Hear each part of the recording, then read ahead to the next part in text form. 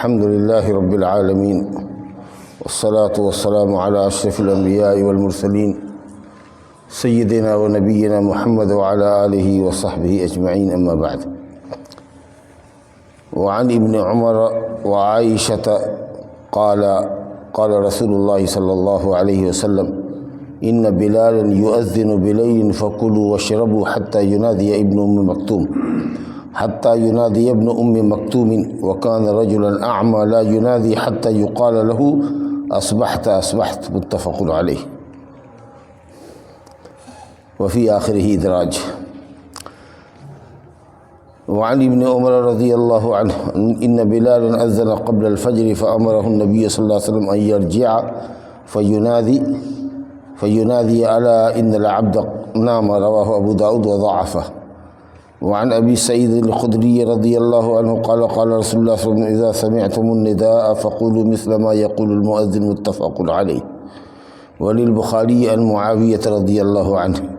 ولمسلم عن عمر في فضل القول كما يقول المؤذن كلمة سوى الحيعلتين فيقول لا حول ولا قوة إلا بالله. یہ اذان کے باب میں کچھ حدیثیں رہ گئی ہیں جن کو پڑھا گیا، پھر اور بھی مسائل اذان کے سلسلے میں آئیں گے. یہ جو حدیث ہے ابن عمر اور عائشہ رضی اللہ عنہما سے، یہ دونوں فرماتے ہیں کہ رسول اللہ صلی اللہ علیہ وسلم نے فرمایا کہ بے شک بلال رات میں اذان دیتے، لہذا کھاؤ اور پیو، یہاں تک کہ ابن ام مکتوم جو اندھے آدمی تھے وہ اذان دیا کرتے تھے، وہ اذان دیں تو کھانے پینے سے رک جاؤ، کیونکہ وہ اندھے آدمی ہیں، وہ نہیں پکارتے ہیں جب تک کہ ان سے یہ نہ کہا جائے کہ صبح ہو گئی. تو معلوم یہ ہوا کہ فجر کی نماز میں نبی صلی اللہ علیہ وسلم کے زمانے میں مسجد نبی میں 2 مؤذن ہوا کرتے تھے. ایک فجر کاظم میں اذان دیتے تھے جس میں سحری کھانے کی اذان ہوتی ہے، سحری کی اذان ہوتی تھی، اس میں آدمی سحری کھاتا تھا، جس کو روزہ رکھنا ہے سحری کھاتا تھا، یا پھر اگر کوئی سویا ہوا ہے اور وطر وغیرہ باقی ہے تو اٹھ کر کے وہ وطر پڑھ لیتا تھا. تو نماز پڑھنے والا گھر لوٹ کر کے سحری کرتا تھا، یا کوئی سویا ہوا ہے تو اٹھ کر کے وطر باقی ہے تو وطر پڑھ لیتا تھا. بہرحال حضرت بلال اذان دیتے تھے فجر کاظم میں، صبح صادق سے پہلے اذان دیا کرتے تھے، سمجھا. اور صبح کی اذان یعنی فجر کی اذان جو پاؤں پھٹنے کے بعد ہوتی ہے، صبح صادق فجر صادق کے بعد جو اذان ہوتی ہے وہ اذان دیا کرتے تھے ابن ام مکتوم، عمر بن ام مکتوم. کسی نے کہا عبداللہ بن ام مکتوم، لیکن صحیح ہے کہ عمر بن ام مکتوم، سمجھا کہ نہیں. وہ اندھے آدمی تھے لیکن تھے مؤذن. تو حضرت بلال ہی اکثر ان کو کہا کرتے تھے، فجر ہی کے مؤذن تھے، وہی کہتے تھے کہ جاؤ صبح ہو گئی، پاؤں پھٹ گیا، یعنی اذان دو فجر کی. تو اس سے کیا معلوم ہوا کہ اندھا آدمی اذان دے سکتا ہے، سمجھا. اذان کے لیے جو بنیادی شرط ہے وہ یہ کہ وقت کی معرفت ہونی چاہیے، صحیح وقت پہ اذان دے، کیونکہ اذان اگر وقت سے پہلے دے گا تو اذان نہیں ہوگی، اور اگر کسی نے نماز پڑھ لی تو نماز نہیں ہوگی. اور دیر سے اگر اذان دے گا تو صبح صادق ہو گئی اور آدمی کھا رہا ہے، اور پہلے ہی اذان دے دے گا تو لوگ پہلے کھانے سے بھی رک جائے گا، اور کوئی نماز اگر معذور ہو تو وقت سے پہلے ہی پڑھ لے گا تو اس کی نماز بھی نہیں ہوگی. تو بڑا مسئلہ اہم ہے اوقات کا لحاظ کرنا. اس لیے جو آدمی قابل اعتبار ہو، وقت کا صحیح لحاظ کرتا ہو، اس طرح کے آدمی کو چاہیے کہ وہ اذان دے. اور اچھی آواز والا تو ہو ہی، سلسلے کی بات پہلے آ چکی ہے، اونچی آواز والا بھی ہو، سمجھا کہ نہیں. کیونکہ اس زمانے میں لاؤڈ اسپیکر نہیں تھا. اب میں نے بتایا تھا کہ اب چونکہ لاؤڈ اسپیکر کا زمانہ ہے، اس لیے اس پر بہت زیادہ چیخنے کی ضرورت نہیں ہے، درمیانی آواز سے اذان دینا چاہیے. کیونکہ ویسے بھی الحمدللہ مکبر الصوت کی وجہ سے لاؤڈ اسپیکر کی آواز کی وجہ سے آواز دور تک پہنچ رہی ہے. تو خیر، معلوم یہ ہوا کہ حضرت ابن ام مکتوم رضی اللہ عنہ صبح صادق کی اذان دیا کرتے تھے. بلال دیتے تھے صبح کاظم میں سحری کی، اور حضرت ابن ام مکتوم صبح صادق کے بعد اذان دیتے تھے. ان کو کہا جاتا تھا کہ صبح ہو گئی. تو معلوم ہوا کہ اگر اندھا شخص جس کو اذان دینے پر مکلف کیا گیا ہے، اذان دینے کا جو اس کو مکلف کیا گیا ہے، یا وہ اس کو شوق ہے کہ اذان دے، تو پوچھیں گے کہ آپ کو وقت کا پہچان ہے؟ تو کہے گا ہاں ہمارے پاس ایک گھڑی ہے اچھی سی، اور وہ اس پر شیشہ صرف ڈھکا رہتا ہے، اس کو ہٹا لیتے ہیں اور بڑے کانٹے کو چھوٹے کانٹے کو فگر سے دیکھ کر کے ہم ایگزیکٹ ٹائم کا پتہ لگا لیتے ہیں کتنے بجے ہوتی ہے، یہ خالی بتا دیجئے کہ کب کب کیا ہو گیا۔ تو ہم نے دیکھا ہے، اور میرا تجربہ ہے، میرا ایک ساتھی تھا یمنی، وہ اندھا آدمی تھا، تو اس کو بہت پریشان کرتے تھے ہم لوگ، اللہ معاف کرے، یا علی کمیسا اللہ کتنا وقت ہوا ہے، اتنا بج کے اتنا منٹ، سمجھا کہ اتنا بج کے اتنا منٹ، جب اس کو پوچھے ایک دم ایکوریٹ دیتا، سمجھا کہ تو ایسی گھڑی آتی ہے اندھوں کے لیے، دیکھے گا ٹٹول کر کے کانٹا کو پتہ لگا لے۔ یا ایک آدمی ڈپوٹ کیا جائے، مقرر کیا جائے کہ دیکھو اذان تو یہ دیں گے، لیکن تمہاری ذمہ داری ہوگی کہ تم دونوں کا تال میل صحیح رہے، جیسے ہی اذان کا وقت رہے 2 منٹ 4 منٹ 5 منٹ پہلے جا کر کے مؤذن کو، جو نابینا شخص ہے مسجد میں بیٹھا ہوگا، اس کو الرٹ کر دو گے، اس کو کھڑا کر دو گے لاؤڈ اسپیکر کے سامنے، وہ اپنا اذان دے۔ تو اگر یہ صورت ہوگی تبھی اذان دے سکتا ہے، ورنہ اس کو کیا وقت کا کیا پتہ ہے، نہ وہ گھڑی دیکھ سکتا ہے جو آج کل کی گھڑی ہے۔ اس زمانے میں جب گھڑی نہیں تھی تب تو مؤذن کے لیے وقت کا پہچاننا بہت مشکل ہوتا تھا، بہت ذمہ دار آدمی اور بہت وقت کو پہچاننے والا آدمی دیا جاتا تھا کہ زوال کب ہوا، ایک مثل سایہ کب ہوا، سورج ڈوبا کہ نہیں، شفق جو سرخی ہوتی ہے آسمان میں سورج ڈوبنے کے بعد، وہ ڈوبے گا تو عشاء کی اذان ہوگی، صبح صادق کا پو پھٹے گا تو فجر کی اذان ہوگی۔ ظاہر ہے کہ اس میں بہت مہارت کی ضرورت تھی۔ آج نہ گھڑی ہے تو لوگوں کے لیے بہت آسان ہو گیا ہے معاملہ، یا ٹائم ٹیبل نکال دیا گیا ہے، لیکن پہلے اب آپ سوچ سکتے ہیں کہ جب یہ کمپیوٹر نہیں تھا اور گھڑیاں نہیں تھی تو اس وقت کے مؤذنین کے لیے وقت کو معلوم کرنا، وقت کو پہچاننا اور صحیح وقت پہ اذان دینا، یہ کتنا ٹف کام تھا، یہ آپ اس کا اندازہ لگا سکتے ہیں، سمجھا کہ نہیں؟ کتنا پہلے سے وہ بیچارہ جگہ رہتا تھا کہ وہ جا کر کے حضرت بلال ایک انصاریہ کے اونچے مکان پر، جو سب سے اونچا مکان تھا مدینہ میں، اس پر جا کر کے چڑھ کے بیٹھے رہتے تھے، شہری کا سامان لے کر کے، کھانے کا سامان لے کر کے، اور کھا لیا، اور اس کے بعد انتظار میں رہتے تھے۔ جب دیکھتے تھے کہ پاؤ پھٹنے لگا تب جلتے اترے، سیڑھی سے اترے اور ان کو چڑھا دیا، ابن مکتوم کو چڑھا دیا، کہا کہ اب جا کر کے فجر کی اذان دے لو۔ یہ اس کی ذمہ داری تھی۔ بہرحال تو معلوم ہوا کہ اندھا اذان دے سکتا ہے، بشرطے کہ کوئی اس کے ساتھ ہو، یا خود وقت کو پہچان سکے، یا پھر کوئی اس کو وقت پر تیار کر دے۔ تو وہ اذان کے کلمات چونکہ دہرانے ہیں، اذان کے کلمات چونکہ پکارنے ہیں نا، اسی کا نام نا اذان ہے، تو آپ اس کو ٹائم بتا دیجئے، لاؤڈ اسپیکر پہ کھڑا کر دیجئے، ہو گیا، بڑھیا سے اذان دے دے گا۔ اچھا حافظ قاری ہے اندھا، بہترین اذان دیتا ہے ماشاءاللہ، اس کی آواز اچھی ہے، ایک دم لگتا ہے کہ لوگ کھینچا آ رہا ہے اس کی اذان کی طرف ماشاءاللہ۔ تو آپ اس کے لیے ایک آدمی کو ٹائم بتانے کے لیے اگر ڈپوٹ کر دیتے ہیں تو الحمدللہ اس میں کوئی حرج کی بات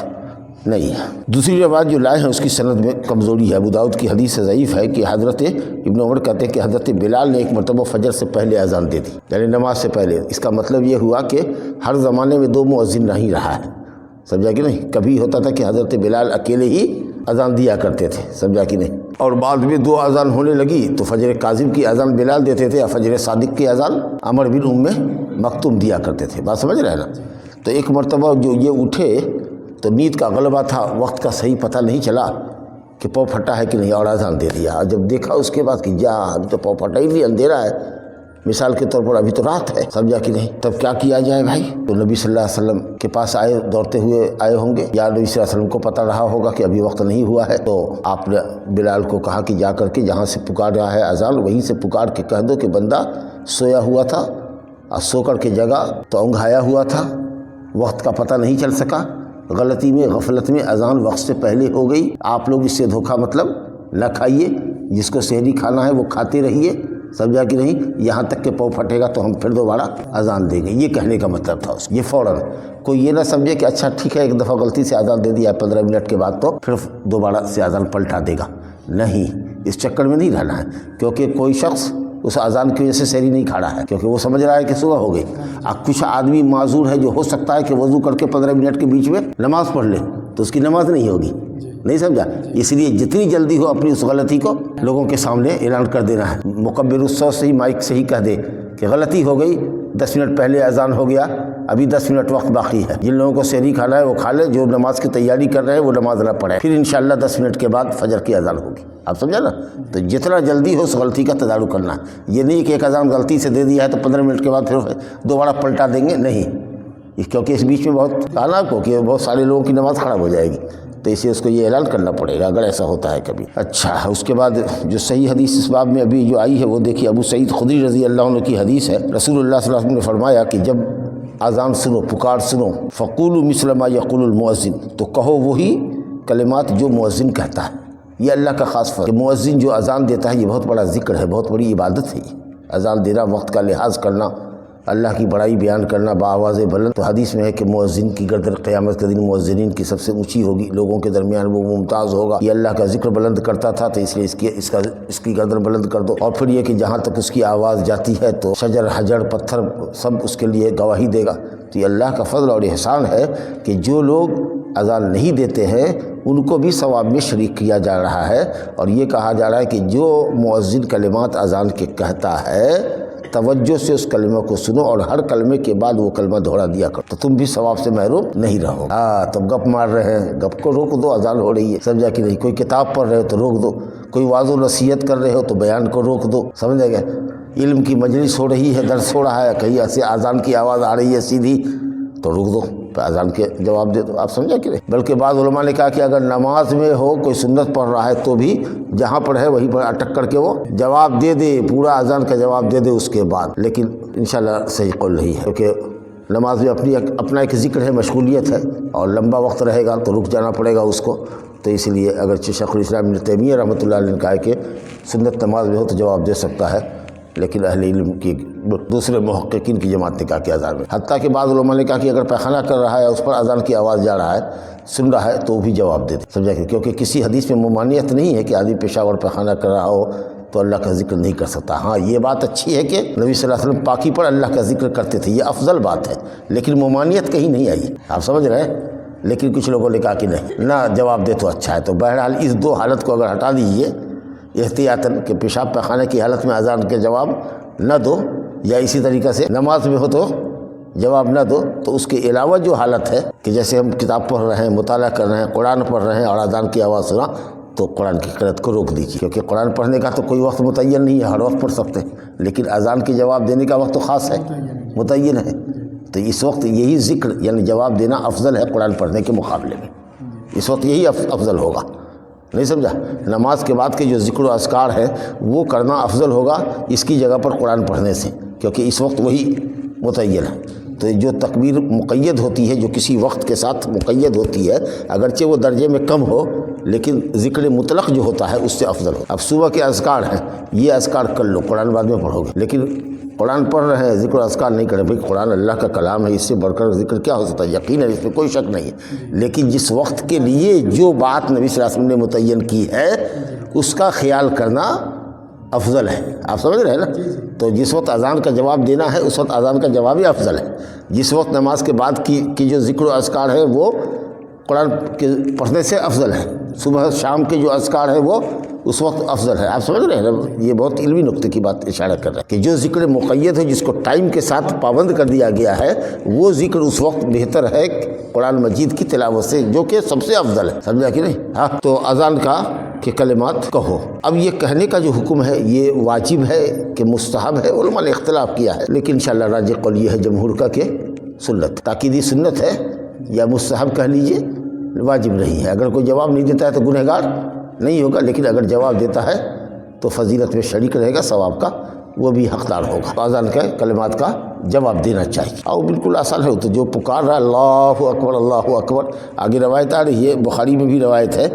معاویہ سے اسی سلسلے میں کہ ویسے ہی کہو جیسے کہ مؤذن کہتا ہے، سمجھا کہ نہیں؟ اور مسلم میں ایک روایت ہے کہ ایک ایک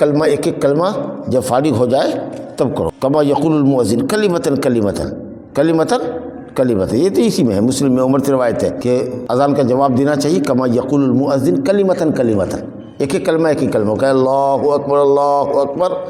تو آپ بھی کہیے اپنے جی میں اللہ اکبر اللہ اکبر۔ اب کوئی یہ کہے کہ نہ وہ پورا اذان دے دے تو ہم اذان دیں گے اللہ اکبر اللہ اکبر اللہ اکبر اللہ اکبر اشہد ان لا الہ الا اللہ اشہد ان لا الہ الا اللہ، یہ جواب نہیں ہوگا۔ جواب کیا ہوگا کہ ایک ایک کلمہ وہ کہتا جائے اور آپ اس کو دہراتے جائیے، سمجھ لیجیے، یہ نہیں کہ پوری اذان دے دے گا تو ہم اذان کے کلمات کہہ لیں گے، ایک ایک کلمہ کہتا جائے اور آپ اس کو دہراتے جائیے، ماشاءاللہ۔ اور کیا حال ہے، کیا کہا گیا آگے؟ جو مسلم میں روایت ہے حضرت عمر کی، یہاں تو ہے کہ جو اذان کے کلمات سنو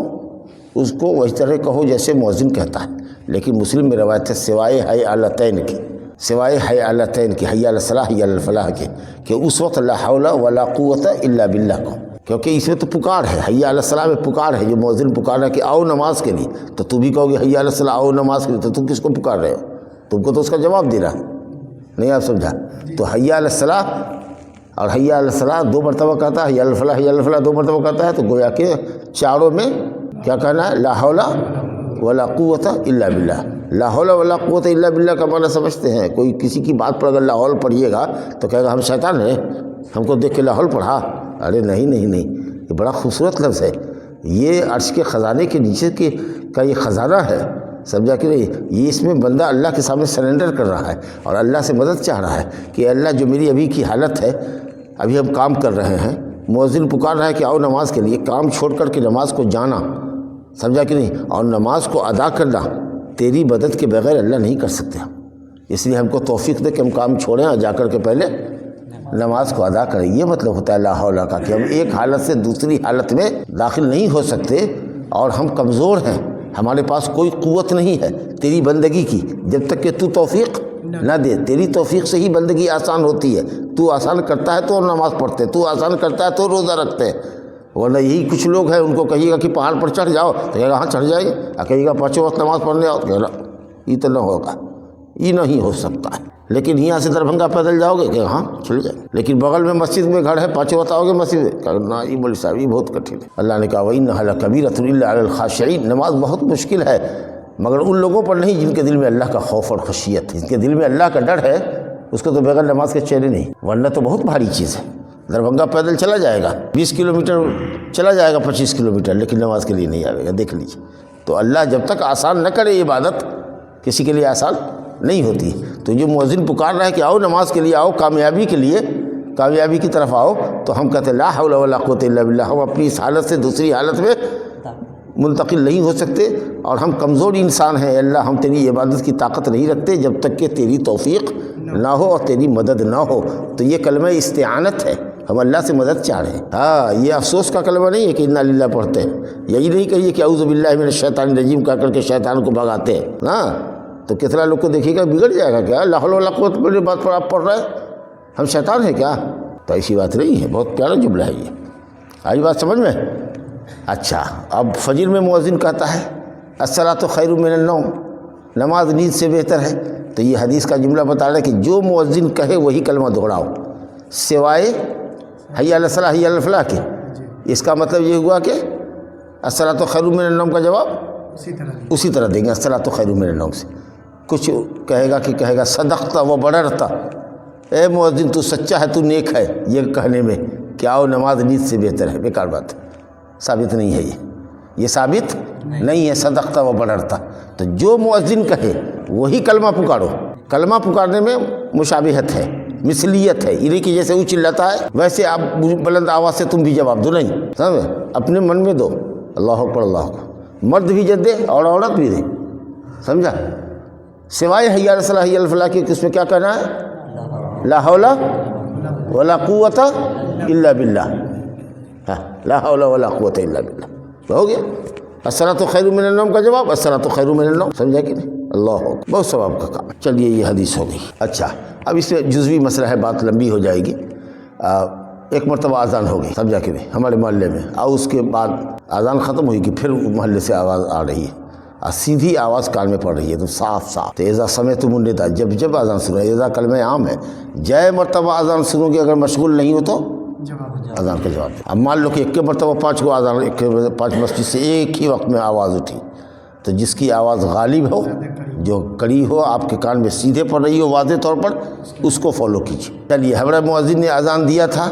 لیکن اب اس کا اسپیکر ڈاؤن ہو گیا، اس کی بیٹری ڈاؤن ہو گئی، اب وہ جو گاؤں پر اذان دے رہا تھا اس کی آواز اب اس کی آواز سے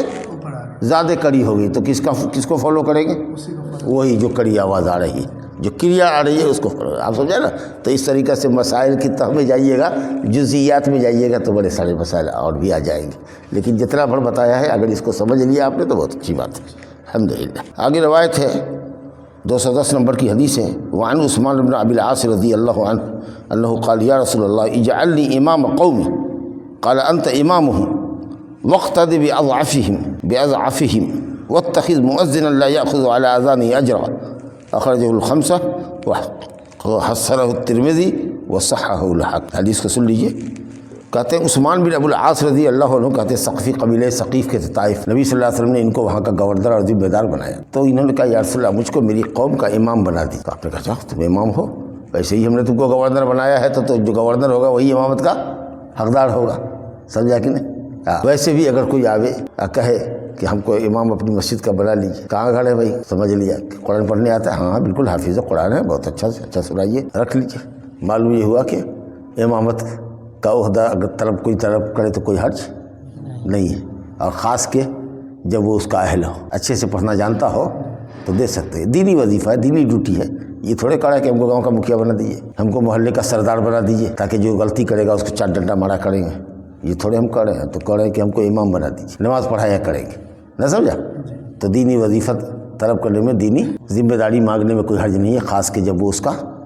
اہل ہو۔ وَجْعَلْنِي لِلْمُتَّقِينَ اماما، متقیوں کا اللہ ہم کو امام بنا۔ تو کہا حضرت عثمان بن ابو العاص ثقفی نے کہ یا رسول اللہ ہم کو اپنی قوم کا امام بنا دیجیے، 5 وقت ہم نماز پڑھائیں گے۔ آپ نے کہا تم ان کے امام ہو۔ اس کے بعد امام کی ذمہ داری بتائی، وَاتَّخِذْ مُؤَذِّنًا، اور عثمان بن ابو العاص کو کہا کہ اب مؤذن ایک مقرر کر لینا جو وقت پر اذان دیا کرے، سمجھا؟ مؤذن مقرر کر لے گا، تو مؤذن مقرر کرنا کس کی ذمہ داری ہوئی؟ امام کی۔ کہیے گا کہ وہ امام صاحب تھوڑے تھے خالی نماز کے، تو گورنر صاحب تھے، سمجھ میں آیا؟ وہ شہر کے گورنر تھے، لاٹ صاحب تھے، تو انہیں کو تو متعین نہیں کرنا تھا، اور کیا کرنا ہے؟ اب کون متعین کرے گا؟ اب مؤذن کون متعین کرے گا؟ امام کون متعین کرے گا؟ محلے والا نا، یا جو مسجد کی کمیٹی ہوگی جو اس کا متولی ہوگا، سمجھ میں آ رہا ہے؟ یہی نا متعین کرے گا، کیا اور کون کرے گا؟ بول رہا ہوں بھائی، جو متولی ہوگا وہی نا کرے گا، یا محلے والے سے رائے کر کے کرے گا کہ بھائی دیکھو قاری صاحب آئے ہیں، ذرا سا ان کی تلاوت سنو، ان کو امام رکھنا ہے کہ نہیں رکھنا ہے، یہ ان کی اذان سنو، ان کو مؤذن رکھنا ہے کہ نہیں رکھنا ہے، تو بہرحال لوگ متعین کر لیں۔ اب باقی اگر گورنر ہے، حکومت چلا رہا ہے، تو ظاہر ہے کہ وہی مقرر کرے گا،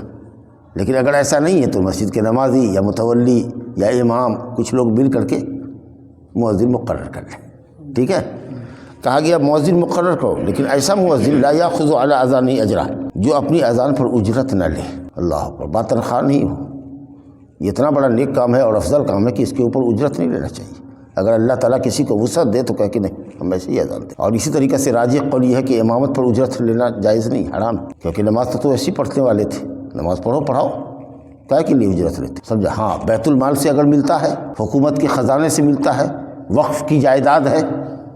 نہ سمجھا؟ لوگوں نے کار خیر کے لیے جائیداد وقف کر رکھی ہے، اس سے اس کو اجرت دے دیجئے، تنخواہ دے دیجئے، بہت اچھی بات ہے۔ یا کوئی ایسے ہی بھی اگر مانگے دے دے، یا اپنا اہل محلہ متعین کر لے کہ ٹھیک ہے مؤذن صاحب کی بھی کوئی ضرورت ہو سکتی ہے، نہیں مانگتا ہے بیچارہ، ایسے ہی کام کرنا چاہتا ہے، اجرت لینا بھی نہیں چاہتا، لیکن چلو کچھ دے دو، تو اس سب حالت میں کوئی انشاءاللہ قباحت نہیں ہے۔ لیکن اگر اللہ نے اس کو یہ بھی دیا تو بھی کہ نہیں ویسے بھی اگر آپ دینا چاہیں گے تو ہم نہیں لیں گے، ہم اذان خود دیں گے، اس کی بڑی فضیلت ہے اس لیے، سمجھا کہ؟ لیکن آج کل تو ایسا ملتا نہیں ہے مؤذن، خاص کے شہروں میں، تو بہتر یہ ہے کہ کام لگا دیجیے کوئی صفائی کا، سمجھا کہ نہیں؟ اور مؤذن بھی یہ سمجھے کہ بھائی ہم تو اذان بھی دیں گے، مسجد کی صفائی ستھرائی بھی کریں گے، جو بھی تنخواہ دیجیے انشاءاللہ، اللہ تو جانتا ہے کہ میری مجبوری ہے، میرے بال بچے کی ذمہ داری کا مسئلہ ہے، میں اس کو صفائی کے نام پر لیتا ہوں، وضو خانہ صاف کروں گا، پیشاب خانہ صاف کروں گا، جھاڑو بہاڑو کروں گا، پوچھا لگاؤں گا اور اذان دوں گا، سمجھا کہ میں اذان پہ اجرت نہیں لے رہا ہوں، میں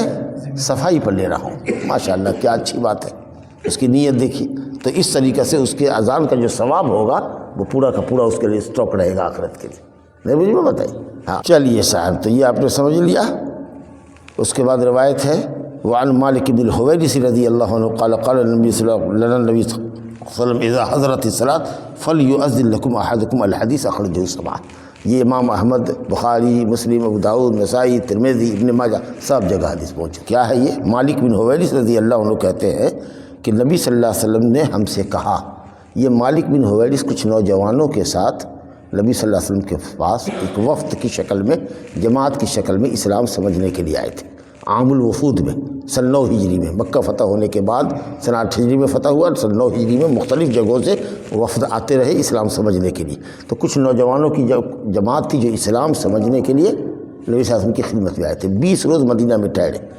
اور نبی صلی اللہ علیہ وسلم نے دیکھا کہ جوان لوگ ہیں، کہا کہ شادی وادی ہو کہ یہ، کہا کہ ہاں، تو سمجھا کہ جوان سب ہے، بیوی کی ضرورت ان لوگوں کو محسوس ہو رہی ہوگی، تو کہا کہ اب 20 دن تم نے پڑھ لیا، سیکھ لیا اسلام کو، جتنا سیکھا ہے اس کو سیکھ جاؤ، آپ نے بھی عمل کرنا اور لوگوں کو بھی دعوت دینا، تعلیم دینا، اب پھر جب ضرورت ہوگی تو پھر آؤ گے، لیکن اب میرا خیال ہے کہ تم لوگ گھر جاؤ۔ جب جانے لگے یہ لوگ، سمجھے، تو آپ نے کہا کہ جب جاؤ گے اور جب نماز کا وقت حاضر ہو جائے، اذا حضرت الصلاۃ، جب نماز حاضر ہو جائے یعنی نماز کا وقت داخل ہو جائے، جب نماز کا وقت داخل ہو جائے تو تم میں کا کوئی ایک اذان دے گا۔ کون اذان دے گا؟ جس کی آواز اچھی ہوگی، بلند ہوگی، جو وقت کا پابند ہوگا، وقت کو پہچاننے کی جس کو صلاحیت ہوگی کہ وقت ہو گیا اذان کا، ویسا ایک آدمی اذان دے گا۔ اس کا مطلب ہوا کہ ہر آدمی پر اذان ضروری نہیں ہے، فرض کفایہ، واجب کفائی ہے۔ اگر ایک آدمی محلے میں اذان دے دے گا، اگر وقت پر ذمہ داری لیے ہوا ہے، تو سب کی طرف سے یہ واجب ادا ہو جائے گا، نہ ہو جائے؟ سب آدمی کو اذان دینے کی ضرورت نہیں، ایک آدمی اذان دے دیا تو ہو، سمجھ رہے ہیں؟ کہا کہ ایک آدمی اذان دیا، تم میں کا کوئی جو چاہے اذان دے دے۔ اب پھر یہ کہا وَلْيَؤُمَّكُمْ أَكْبَرُكُمْ، یہ امامت کے باب میں پھر یہ حدیث آئے گی کہ جو تم میں کا بڑا ہے وہ امامت کرے گا، کیونکہ علم میں سب لوگ برابر تھے۔ حالانکہ اصول یہ ہے کہ امامت وہ کرے جس کو قرآن زیادہ یاد ہو، سمجھا؟ لیکن سب کے پاس علم برابر تھا، تو اسی نبی صلی اللہ علیہ وسلم نے کہا کہ اب سب حفیظ ہے، سب مولوی صاحب ہے، تب آپ نے کہا کہ تو جو بڑا ہو وہ امامت کرے۔ آپ سمجھ رہے ہیں نا؟ تو وہ امامت کے باب میں آئے گا۔ یہاں یہ ہوا کہ تم میں کا کوئی ایک اذان دے۔ کب دے اذان؟ جب نماز کا وقت داخل ہو جائے۔ معلوم ہے کہ نماز کے وقت سے پہلے، داخل ہونے سے پہلے اگر اذان دے گا، چاہے ظہر کی ہو کہ عصر کی ہو کہ فجر کی ہو، اذان نہیں ہوگی، اس کو کہنا پڑے گا کہ وقت سے پہلے اذان دے دیا ہے، غلطی ہو گئی، غفلت ہو گئی، پھر ہم دوبارہ اتنے منٹ کے بعد جب وقت ہو جائے گا تو اذان دیں گے، یہ بولنا پڑے گا۔ بات سمجھ میں آ رہی ہے؟ سب لوگ کا دماغ حاضر ہے نا درس میں؟ چلیے، ایک آدمی اذان دے گا، پوری اذان اسی کو دینی ہے۔ اب ہم مؤذن سے طے کر لیں کہ اشہد ان محمد رسول اللہ پر تم آؤ گے تو تم ہٹ جاؤ گے، ہم حی علی الصلاۃ، حی علی الفلاح، اللہ اکبر لا الہ الا اللہ ہم کہیں گے، دونوں آدمی مل کر کے اذان مکمل کریں گے، تو اذان ہوگی؟ ہے نہیں ہوگی، کیونکہ نبی صاحب نے کہا کہ ایک اذان دے گا، ایک آدمی اذان دے گا، دو آدمی مل کر کے نہیں دے گا۔ اچھا مان لو ایک سوال، اذان دے رہا تھا، اشہد ان محمد رسول اللہ پر پہنچا کہ بے ہوش ہو کر کے مؤذن گر گیا، آواز کٹ گئی، آیا تو دیکھیں اب اس کو اٹھا کر کے لے گیا۔ اب جو دوسرا آدمی اذان مکمل کرے گا وہ حی علی الصلاۃ، حی علی الفلاح سے باقی تھا وہاں سے کرے گا کہ پھر سے؟ تو وہیں سے اگر اسٹارٹ کرے گا تو ایک مؤذن کے ذریعے آپ کی اذان مکمل ہو رہی ہے کہ دو مؤذن کے ذریعے؟ تو یہاں تو حدیث میں کہا گیا کہ ایک آدمی اذان دے گا، تب اس تھیوری کا مطلب یہ ہوا کہ پھر دوبارہ سے دینا پڑے گا، جو دیا تو ہو گیا گول، کیونکہ اذان مکمل کرنا ہے ایک کے آدمی کو، چاہے ہوش میں ہو کہ بے ہوشی میں ہو۔ اگر بے ہوش ہو گیا تو اس کو لے جائیے، ہوش میں لائیے، دوا دارو کریے، اور دوسرا آدمی پھر سے اذان شروع کرے گا، شروع سے کرے گا، کیونکہ ایک کو مکمل کرنا ہے اذان۔ بہت اچھے فائدے کی بات معلوم ہوئی۔ چلیے آگے روایت ہے حضرت جابر سے، جابر بن عبداللہ رضی اللہ عنہ، ان رسول اللہ صلی اللہ علیہ وسلم قال لبلال اذا اذنت فترسل واذا اقمت فاحضر واجعل بین اذانک و اقامتک قدر ما یفرغ الاکل من اکلہ۔ الحدیث ترمذی کی ہے لیکن حدیث ضعیف ہے، لیکن مفہوم ٹھیک ہے۔ حضرت جابر رضی اللہ عنہ کہتے ہیں کہ رسول اللہ صلی اللہ علیہ وسلم نے بلال سے کہا تھا، جو مؤذن رسول تھے،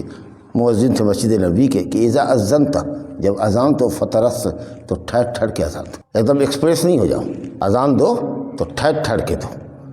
تاکہ دیر تک اور دور تک آواز پھیلے، سمجھا؟ ہاں کوئی سویا ہوا بھی ہے تو حی علی الصلاۃ پہ جگ گیا، 10 سیکنڈ نہیں ہوا اذان ختم، سمجھے کہ ٹھہر کے اذان، کیونکہ یہ دور والوں کے لیے ہو رہی ہے۔ لیکن جب اقامت کہو تو تیز کہو، تھوڑا جلدی کرو، کیونکہ اقامت ہوتی ہے جو مسجد میں لوگ حاضر ہیں ان کے لیے، کہ اب امام صاحب آگے ہیں، اذان اب اقامت ہو رہی ہے، تو اس میں ٹھہر کے اذان کی طرح نہیں دینا ہے، اقامت تیزی میں دینا ہے،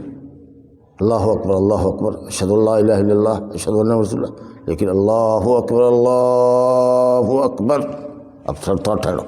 سانس لو، پھر آواز لگاؤ، اللہ اکبر، ٹھہرو، اس طریقے سے رک کر کے ٹھہر کے اذان مکمل۔ اور فرما رہے ہیں وجعل بین اذانک و اقامتک، اور اپنی اذان اور اقامت کے درمیان اتنا وقفہ رکھو کہ ایک آدمی اگر کھانے بیٹھا ہے تو کھانے سے فارغ ہو جائے، ایک آدمی وضو اگر کر رہا ہے تو وضو سے فارغ ہو جائے، ایک آدمی پیخانہ پیشاب میں گیا ہے تو پیشاب پیخانہ سے فارغ ہو کے وضو کر لے۔ کتنا ٹائم لگے گا؟ کیا منٹ لگنا چاہیے؟ 10 سے 15 منٹ، ٹھیک ہے۔ یہی اندازہ لوگوں نے کیا ہے کہ ایک آدمی کھانے پر بیٹھے تو کھانے سے فارغ ہو جائے، ایک آدمی لیٹرین گیا تو لیٹرین سے فارغ ہو جائے، 10 سے 15 منٹ کا وقفہ ہے، لیکن حدیث اس قید کے ساتھ جو آئی ہے وہ ضعیف ہے، سمجھا کہ نہیں؟ لیکن اتنا ہے کہ اذان کے فوراً بعد اقامت نہیں ہونی چاہیے، کیونکہ حدیث ہے کہ نبی صلی اللہ علیہ وسلم نے فرمایا بین کل اذانین صلاۃ، یہ حدیث صحیح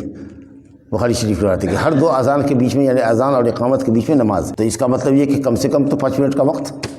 تو ہونا ہی چاہیے دوڑی کا سنت کے لیے، سمجھا کہ نہیں؟ اب مثلاً ظہر میں 4 رکعت پڑھتے ہیں سنت، تو اگر اس حدیث یہ جیسا کہ یہ حدیث ضعیف ہے، کھانے والا کھانے سے فارغ ہو جائے، قضائے حاجت کرنے والا لیٹرین سے فارغ ہو جائے، اگر اس کو ہٹا بھی دیں تو ہر اذان اور اقامت کے درمیان میں وقفہ ہونا چاہیے جس میں آدمی نماز پڑھ سکے، تو اس لیے بھی 5-7 منٹ 10 منٹ کا ایک اندازہ ٹھیک ہے، ہم لوگ کے عام طریقہ سے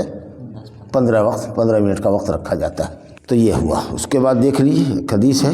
ترمذی کی روایت ہے، ابو ہریرہ رضی اللہ عنہ سے نبی صلی اللہ علیہ وسلم نے فرمایا لا یؤذن الا متوضی، ارے واہ، نہ اذان دے مگر وضو والا، جو باوضو ہو، یا تو پہلے سے وضو ہے اس کا، یا ابھی آیا ہے مسجد میں تو اس نے وضو کیا ہے، اب اس کے بعد وقت ہو گیا تو اسی حساب سے وہ پہلے چلا وضو کر کے انتظار کر رہا ہے، ہوا تو وضو، اس کا مطلب یہ ہے کہ بلا وضو والا اذان نہیں دے۔ اب مان لیجیے کہ اگر آیا وہ کہیں سے اور ٹائم ہو گیا بلکہ 1 منٹ لیٹے ہو رہا ہے اور پیشاب کرے گا اور وضو کرے گا تو اور لوگ 5 منٹ لیٹ کر دے گا، تو اب کیا کریں گے؟ بغیر وضو کے ہی اذان دیتے، کیونکہ یہ حدیث ضعیف ہے، یہ حدیث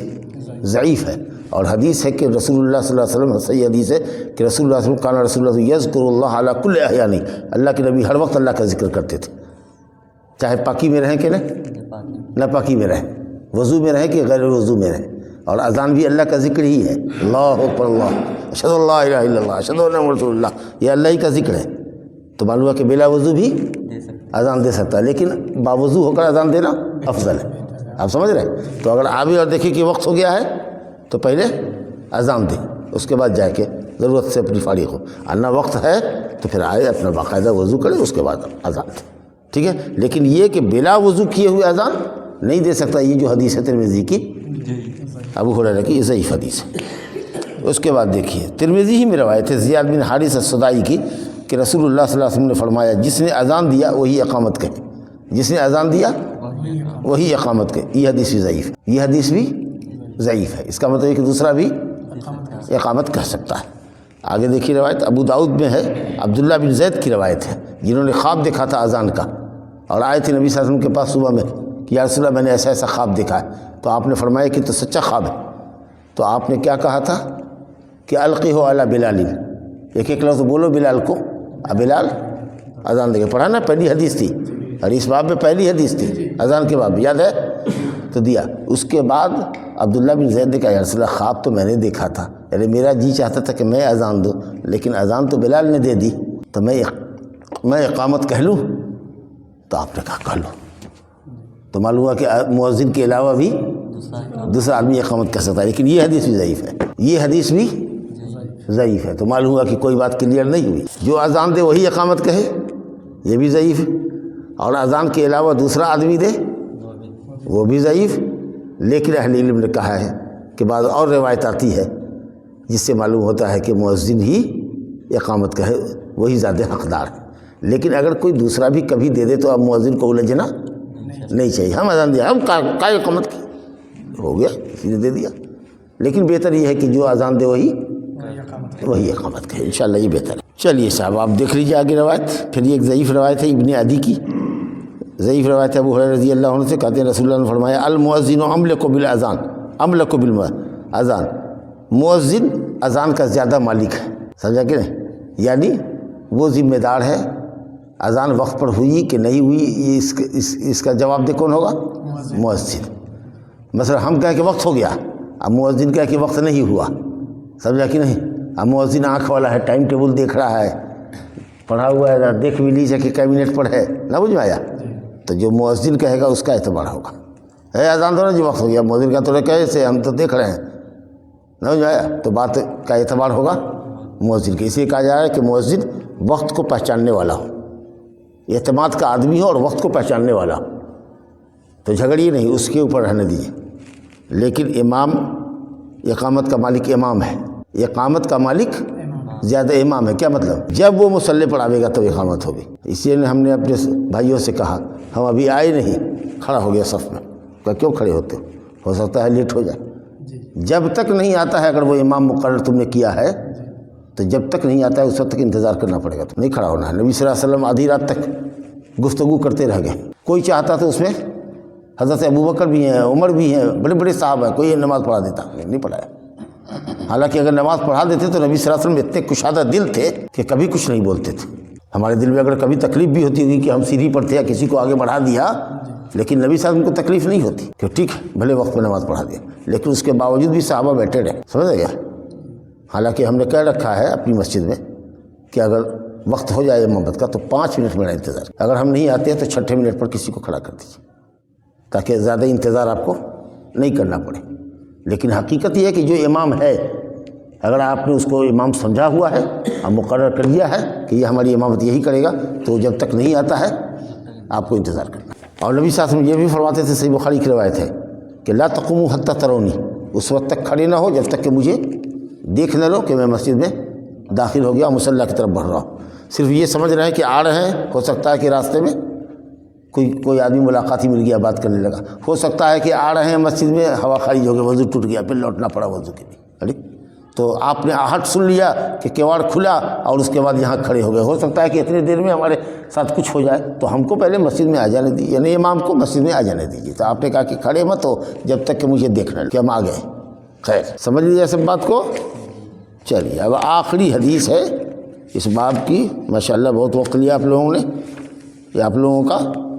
2 حدیث پڑھ لیجئے۔ حضرت انس رضی اللہ عنہ سے روایت ہے، کہتے ہیں رسول اللہ نے فرمایا لا يرد الدعاء بین الاذان والاقامہ، رواہ النسائی وصححہ ابن خزیمہ، حدیث صحیح۔ کہتے ہیں کہ اذان اور اقامت کے درمیان دعا رد نہیں کی جاتی، یعنی یہ وقت دعا کی قبولیت کا ہے۔ تو اذان کے بعد جب آپ آ گئے، اذان کا آپ نے جواب دے دیا ہے، اس کے بعد آئیے سنت پڑھیے، اور سنت پڑھنے کے بعد ہاتھ اٹھا کے ہو کے ہاتھ گرا کر کے اللہ تعالیٰ سے جو بھی دعا مانگیں گے انشاءاللہ وہ دعا قبول ہوگی۔ یہ دعا کی قبولیت کا وقت۔ لیکن دیکھیے گا کہ بات ہی ہے بحث یہاں وہاں، کھیت کھلیان کی باتیں جو آپ مسجد کے باہر بھی کر سکتے ہیں اور نماز کے بعد بھی کر سکتے ہیں۔ اب یہ جو وقت آپ کا ملا ہے اتفاق سے کہ آپ پہلے آگے ماشاءاللہ، سمجھا کہ نہیں، اور باوضو ہو کر کے مسجد میں بیٹھے ہیں سنت پڑھ کر کے، اب اس وقت کو آپ دعا میں لگا دیجیے، سمجھا کہ نہیں، ذکر و اذکار میں لگا دیجیے، درود شریف پڑھیے، کچھ پڑھیے، دعا کیجیے، اللہ تعالیٰ قبول فرمائے گا۔ یہ دعا کی قبولیت کا وقت، سمجھ لگے؟ ہاں تو وقت کو ضائع نہیں کرنا چاہیے۔ اذان اور اقامت کے درمیان کا وقت ہر کسی کے لیے، چاہے جو نماز کا انتظار مسجد میں کر رہا ہے وہ، یا جو اپنے گھر میں ہے وہ، مرد بھی اس میں داخل ہے، عورت بھی اس میں داخل ہے، وہ بھی اذان کا جواب دے آہستہ آہستہ، سمجھ لگے؟ اور اسی طریقے سے وہ بھی اذان کے بعد کی دعا پڑھے، اب وہ بھی اذان اور اپنی نماز شروع کرنے کے درمیانی وقت میں دعا کرتی ہے تو انشاءاللہ تعالیٰ قبول ہوگی اس کی دعا، سمجھا کہ نہیں؟ لا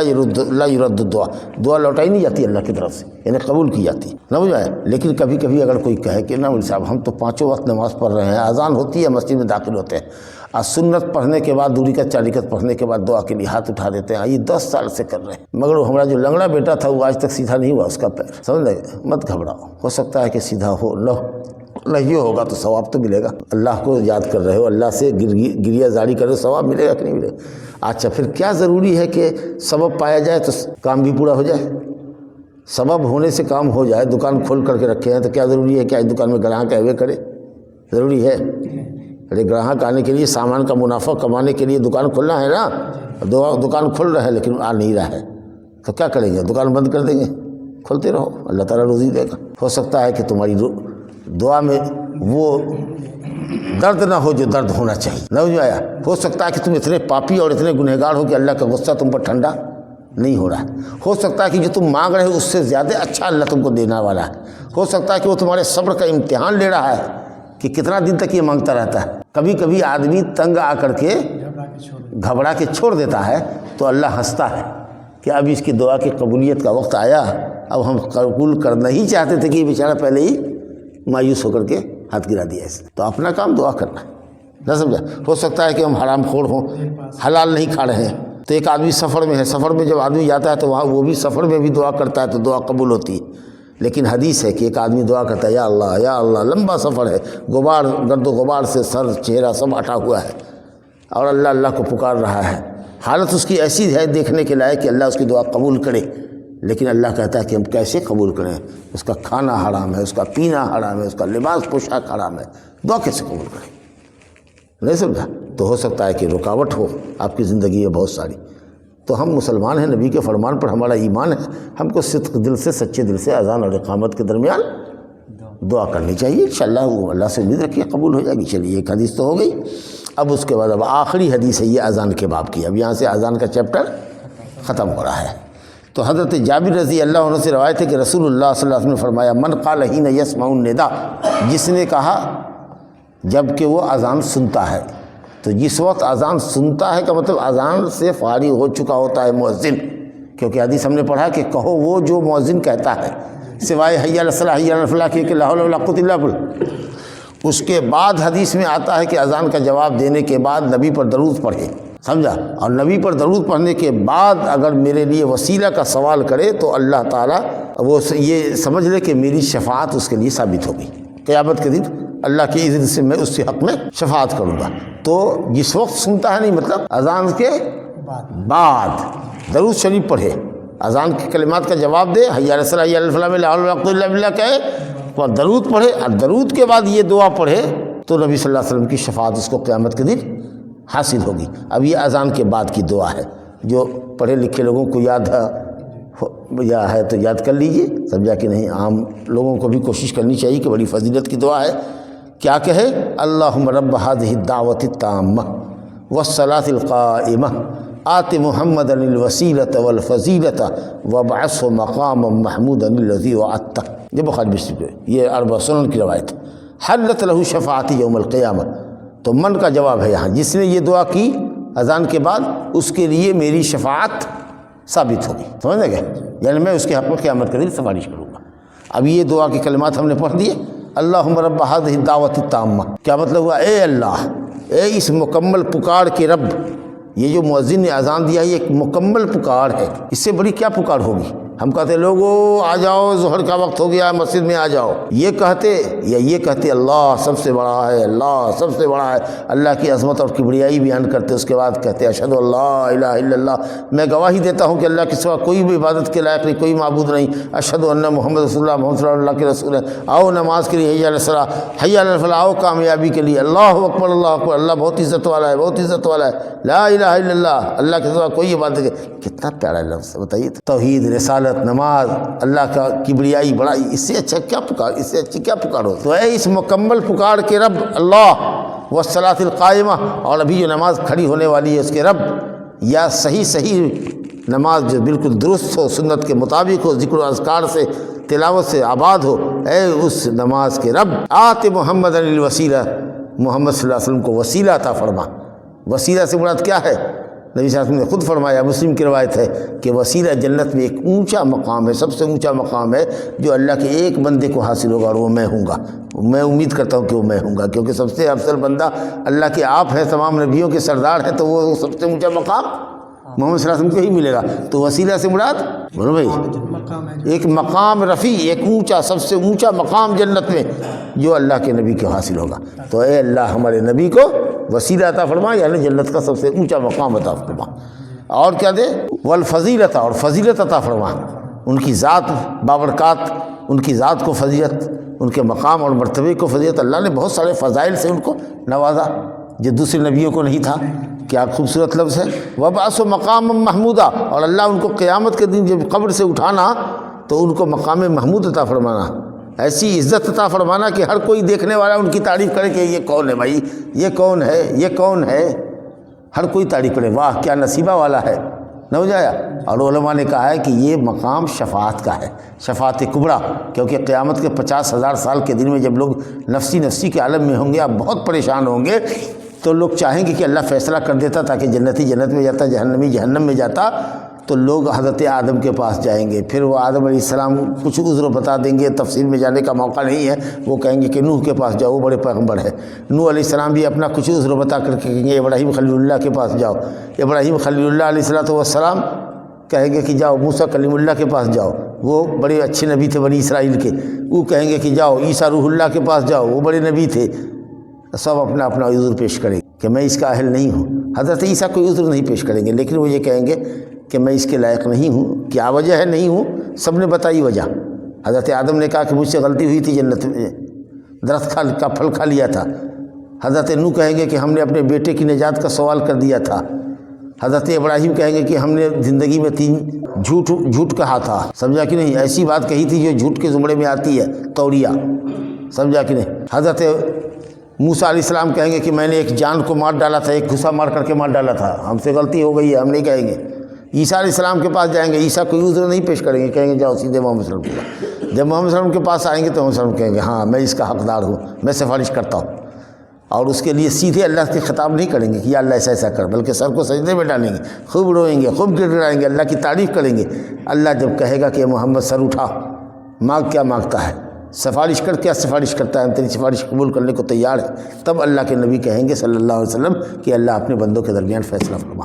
یہ شفاعت اور بندوں کے درمیان فیصلہ کرنا، تمام بڑے بڑے پیغمبر جب اس سے عاجز رہ جائیں گے تب نبی صلی اللہ علیہ وسلم کے ذریعے ہوگا، فیصلہ شروع ہوگا۔ بھئی یہ کس کی سفارش سے ہوا، کس کی سفارش سے ہوا، کس نے شفاعت کی، کس نے اللہ سے کہا؟ ارے محمد صلی اللہ علیہ وسلم، کتنا اونچا مقام ہے، قرآن نے کہا ہے وَبَعَثَ مَقَامًا مَحْمُودًا، سورہ بنی اسرائیل میں، سمجھا کہ نہیں؟ ہاں الذی وعدتہ، جس کا تو نے وعدہ کیا ہے، عسیٰ ان یبعثک، قرآن میں ہے عسیٰ ان یبعثک ربک مقاما۔ الحمد للہ رب العالمین، والصلاة والسلام علی اشرف الانبیاء والمرسلین،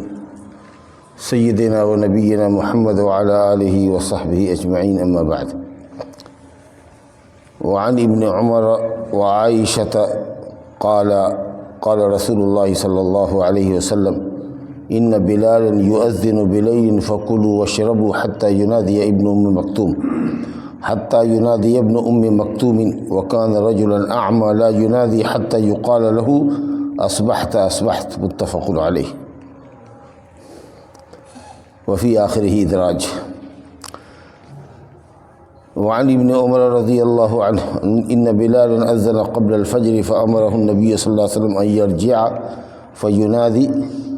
فينادي الا ان العبد نام، رواہ ابو داؤد۔